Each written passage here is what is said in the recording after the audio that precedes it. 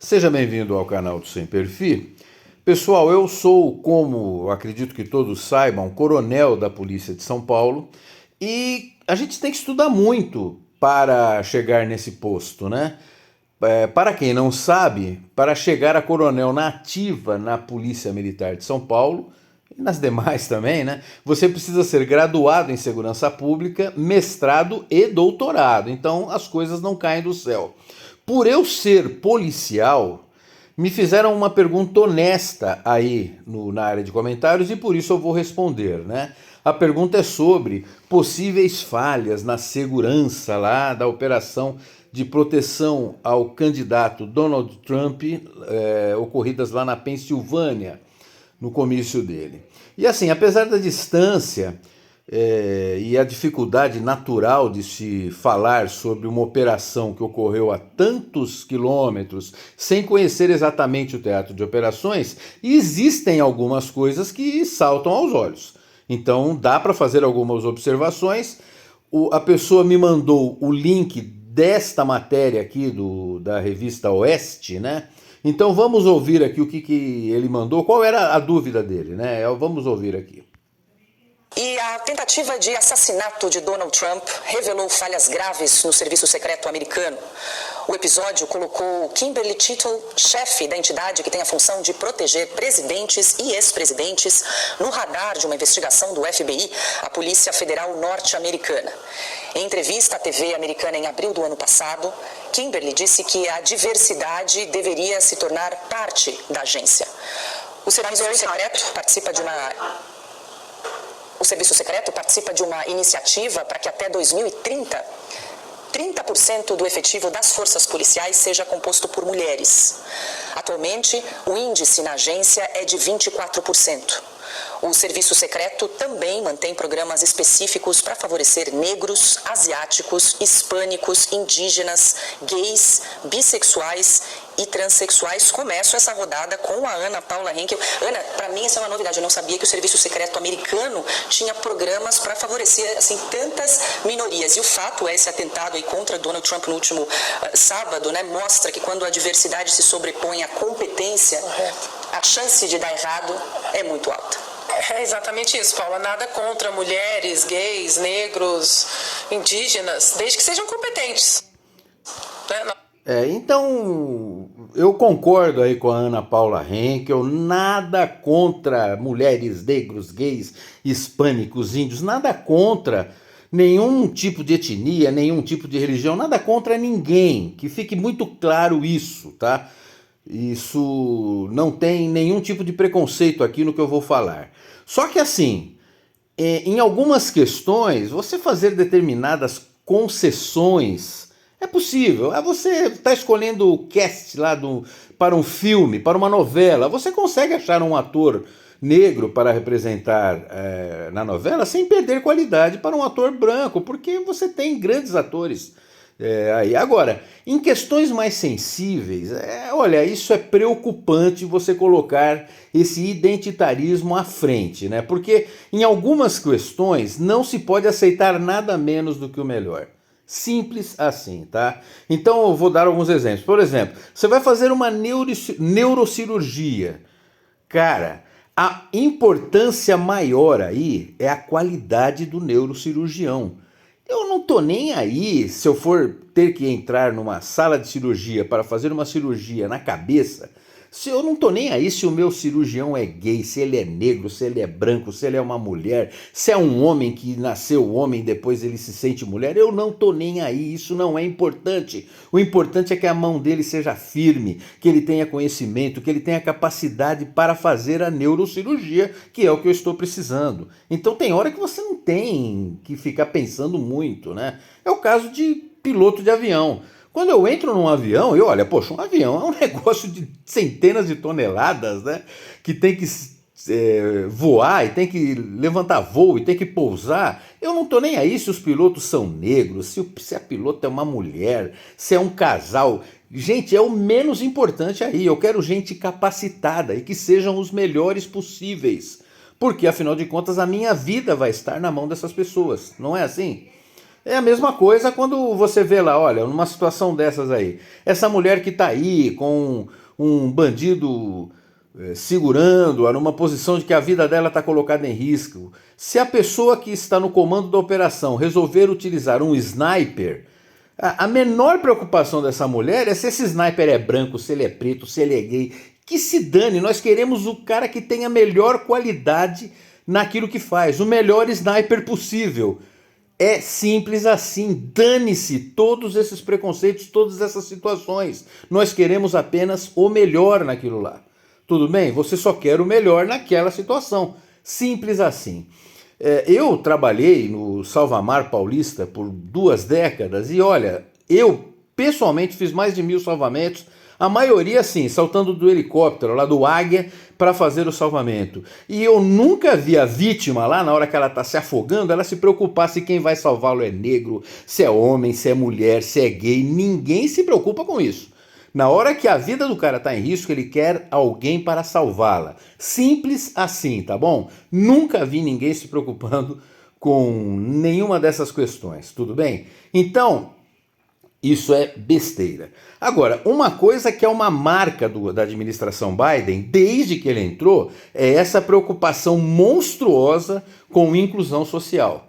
E aí existe realmente um perigo de se colocar a inclusão acima dos conceitos técnicos. Isso é um perigo que pode acontecer. E a gente precisa evitar que aconteça, porque você não pode colocar nada à frente da capacitação técnica das pessoas que você vai nomear para fazer determinadas coisas. Uma das coisas que chamou muita atenção no início, logo do governo Biden, foi uma representação que ele mandou para uma embaixada francesa para o dia da queda da Bastilha, em que ele mandou essas 2 pessoas, e volto a falar, nada contra, ele mandou essas 2 mulheres, né, que são mulheres trans.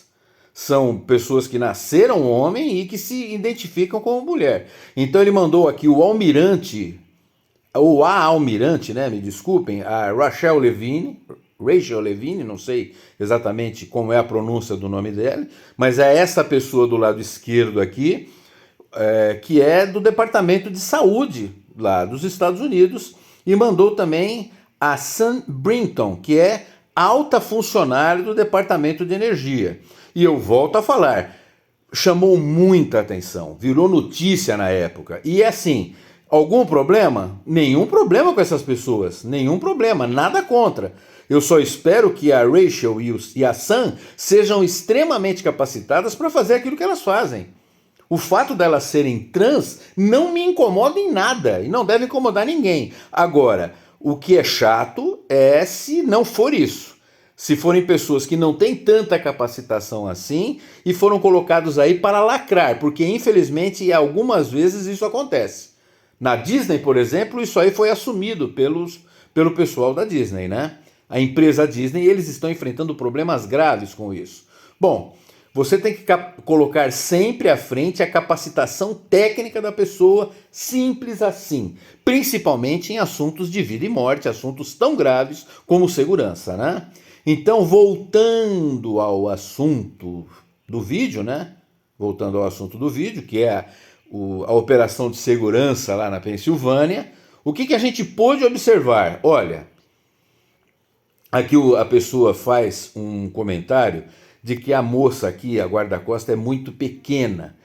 Realmente ela é muito pequena, a diferença de biotipo dela para os homens é brutal e isso faz diferença.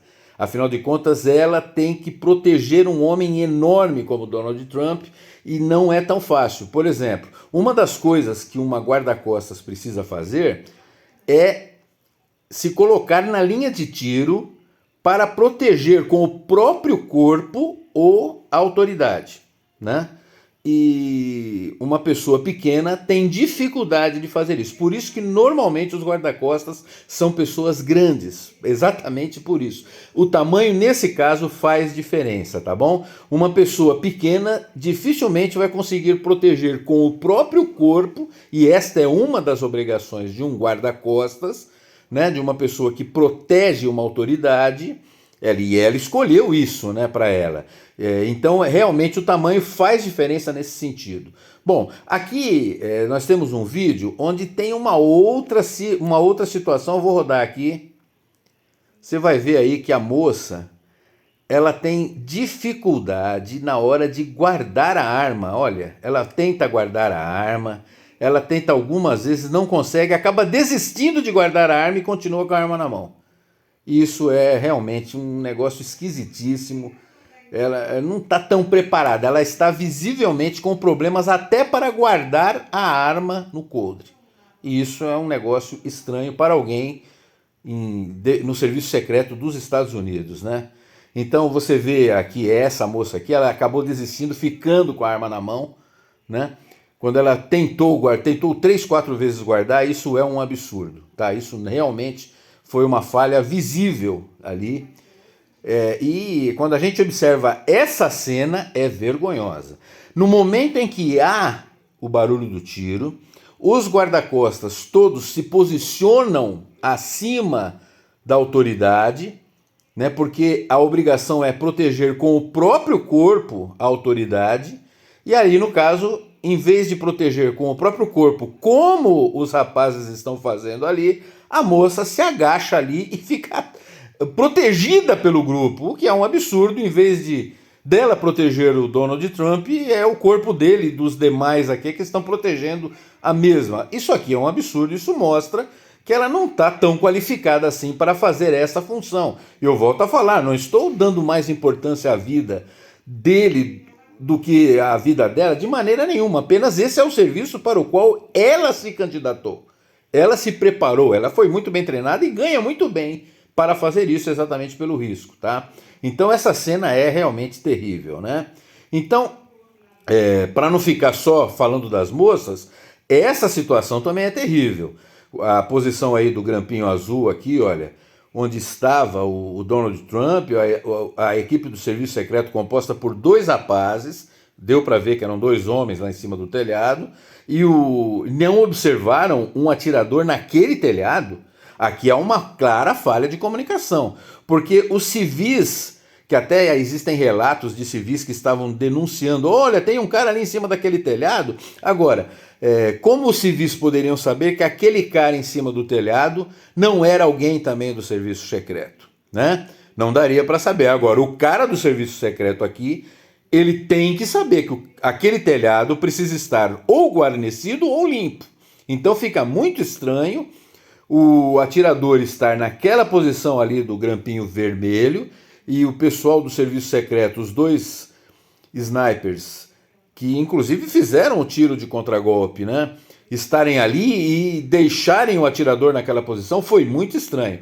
Era um telhado branco, não dá para uma pessoa estar ali e não ser observada. E eles teriam que saber que não era ninguém da equipe. Afinal de contas, falhou a comunicação aí, porque eles... será que eles acharam que era alguém da equipe deles que estava ali? Ou não se sabe exatamente o que aconteceu, mas é lógico que houve uma falha de segurança. Se alguém sobe no telhado ali, independente de você observar qualquer coisa, você tira a autoridade. E aí vai verificar o que está acontecendo. É lógico que você não vai atirar de imediato, mas deixar a pessoa se instalar ali e fazer os tiros foi realmente estranho. Houve nitidamente uma falha de comunicação dos 2 snipers que estavam ali acima, né? Para ninguém falar que eu só estou falando das falhas que teriam sido cometidas pelas moças, né? Não tem problema nenhum. Esses 2 aí também pecaram no sentido de que o cara subiu no telhado ali e eles não observaram, né? Então isso realmente é uma falha, não tem como, não precisa estar lá para ver, houve essa falha, né? O fato de ter acontecido os disparos lá pelo atirador, pelo rapaz que tentou fazer o atentado, mostra que houve uma falha ali, não tem como negar isso, tá bom? Agora, resumindo, não tenho que desculpar, aconteceram falhas, né? O simples fato dessa imagem aqui estar disponível mostra que a equipe não tinha todo esse preparo aí. Então, como me foi perguntado aí pelo rapaz que mandou a pergunta, que eu julgo honesta, é óbvio que aconteceram falhas, e razão pela qual está sendo feita uma investigação do FBI, senão não estaria sendo feito, né? Se não houvesse a suspeita de que falhas ocorreram. E eu espero que a investigação ocorra, que falhas sejam corrigidas para que não voltem a acontecer. Afinal de contas, lamentavelmente, morreu até uma pessoa, morreu um bombeiro de 50 anos. Poxa vida, muito triste isso tudo aí, tá bom? Então, sim, aconteceram falhas, elas são óbvias e que sejam apuradas e devidamente esclarecidas. E eu espero realmente que não estejam colocando, que não estejam colocando a política identitária, a inclusão à frente da segurança lá no Departamento de Estado dos Estados Unidos, tá bom? É isso daí, aguardem os próximos conteúdos, até a próxima, pessoal.